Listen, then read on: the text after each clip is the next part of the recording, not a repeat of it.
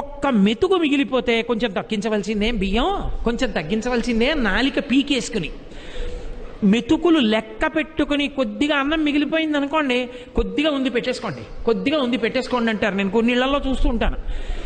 అది అక్కర్లేకపోయినా సరే ఆయన కూడా ఏం చేస్తాడంటే ఇలా గిన్నె చూసి పోన్లే పెట్టేయి, ఎందుకు వదిలేయడం అంటాడు. అంటే ఈ అన్నం గోకి పెట్టేసి కాస్త మజ్జిగో పులుసో పోసుకొని ట్రేడు పోస్తున్నా తినేసి చేయగడిగేసుకుని వెళ్ళిపోవాలి. ఎందుకంటే అది ఎవరూ తినేయకూడదు.